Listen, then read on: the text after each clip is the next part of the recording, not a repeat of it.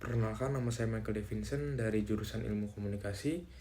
NPM saya yaitu 1971003 dan saya akan menjelaskan tentang presentasi ujian akhir semester manajemen industri media.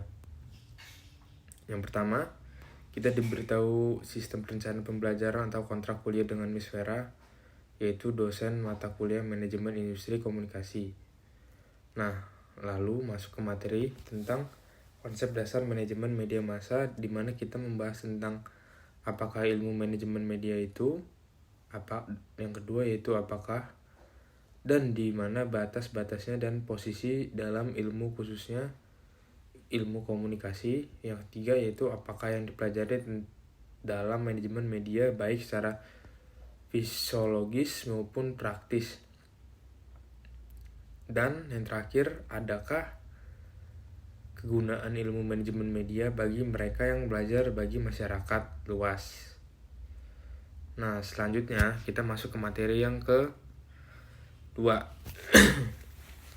yaitu tentang perencanaan dan pendirian media, di mana kita belajar tentang sistem pengaturan yang mencakup perencanaan, perorganisasian, penggerakan, pengendalian, serta pengawasan. Lalu membahas tentang beberapa hal yang perlu dipertimbangkan dalam industri media massa, langkah-langkah yang perlu dilakukan dalam industri media, beberapa hal dalam pokok perencanaan media, terus mekanisme pendirian perusahaan media massa, dan standar-standar perusahaan, dan masih banyak lagi. Nah, di materi yang ketiga, kita membahas tentang karakteristik media dalam manajemen media massa, yang berisi yaitu fungsi-fungsi media massa, karakteristik media massa, ada apa saja. Yang pertama yaitu media televisi, media radio siaran, media surat kabar, dan media online. Nah, berikutnya yaitu materi yang keempat, yaitu produk media. Dalam produk media adalah salah satu ciri utama dari industri media dalam operasi bisnisnya yang meliputi dual product marketplace. Yang kedua yaitu industri media memproduksi konten untuk dijual kepada audiens dan menjual audiens kepada pengiklan, dan juga mengenal produk-produk iklan yang diantaranya adalah surat kabar, televisi, radio, majalah, internet. Lalu untuk materi yang kelima, membahas tentang alur produksi media, di mana kita membahas tentang alur manajemen bidang redaksi cetak, yaitu bagian redaksi memiliki tugas meliputi menyusun, menulis, dan menyajikan informasi berupa berita, opini, atau fitur. Lalu alur manajemen bidang usaha dalam kurung iklan dan sirkulasi yang bertugas di bagian usaha juga sering disebut departemen bisnis, bertugas menyebarluaskan media massa, yakni melakukan pemasaran atau marketing atau penjualan, bisa dibilang selling. Bagian ini meliputi sirkulasi atau distribusi iklan dan promosi. Untuk materi yang keenam, membahas tentang bisnis media dan iklan. Bisnis media merupakan aktivitas komersial yang dilakukan dengan menggunakan media massa. Bisnis media memadukan 3 unsur, yaitu strategi, pemasaran, dan komunikasi. Bisnis media erat kaitan dengan kegiatan advertising atau periklanan, dan juga perkembangan media massa sangat mempengaruhi bisnis media yang sejalan dengan perkembangan bisnis iklan. Nah, menurut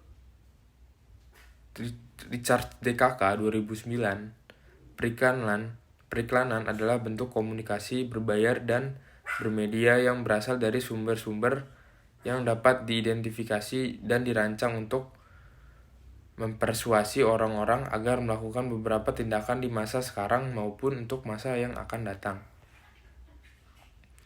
Lalu, untuk materi yang ke-9, yaitu membahas tentang bisnis dan konglomerasi, yang membahas tentang konglomerasi perusahaan yang punya bisnis beragam dan bisa tidak ada kaitan antara satu sama lain.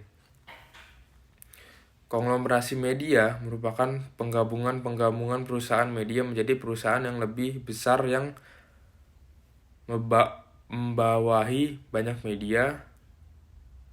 Nah, konglomerasi ini dilakukan dengan melakukan kooperasi dengan perusahaan media lain yang dianggap mempunyai visi yang sama. Nah, pembentukan konglomerasi ini dengan cara kepemilikan saham, joint venture atau merger atau pendirian kartel komunikasi dalam skala besar.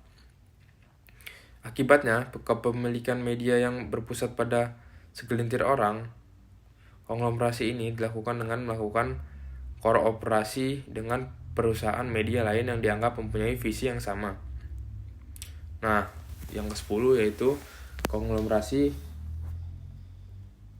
bisnis bagian 2 meliputi dampak-dampak negatif bagi masyarakat, dampak positif bagi masyarakat, dan juga bagi pemerintah dan juga kaum elit lainnya. Nah, lanjut ke materi yang berikutnya tentang masa depan media massa di Indonesia. Materi ini membahas tentang masa depan media massa di Indonesia, di mana media massa pada saat ini mendapatkan tantangan besar akibat perkembangan arus globalisasi. Di era digital seperti sekarang ini, majunya teknologi menjadi kekhawatiran bagi peran media massa yang selalu bersentuhan dengan publik. Nah, materi selanjutnya yaitu tentang perkembangan media massa di Indonesia. Di materi ini membahas tentang media baru dan juga Dennis McWill menjelaskan tentang new media atau media baru sebagai perangkat teknologi elektronik yang berbeda dengan penggunaan yang berbeda pula. Media elektronik baru ini mencakup beberapa sistem teknologi seperti sistem transmisi atau melalui kabel atau satelit, dan yang kedua sistem miniaturisasi, yang ketiga yaitu sistem penyimpanan dan pencarian informasi. Sistem penyajian gambar atau dengan menggunakan kombinasi teks dan grafik secara lentur, dan sistem pengendalian oleh komputer, dan membahas apa saja ciri utama yang membedakan media baru dan media lama, sifat-sifat utama yang menandai kehadiran teknologi komunikasi baru, fungsi media baru, jenis-jenis media sosial, dan juga dampak negatif media baru, dampak positif media baru. Yang terakhir yaitu tentang media massa dan sosiokultural. Peran media massa dalam konteks sosiokultural yaitu media sebagai pembentuk konstruktor atau shaper yang dilandasi keyakinan bahwa isi yang disebabkan oleh media memiliki kekuatan untuk mempengaruhi masa depan masyarakat. Contohnya yaitu konten kekerasan, seks bebas, mendorong penelitian tentang efek media sebagai cermin atau reflektor. Maksudnya, media merefleksikan apa yang terjadi di masyarakat, dan juga membahas tentang pengertian komodiksi media dan dampak komodiksi. Sekian presentasi dari saya, terima kasih.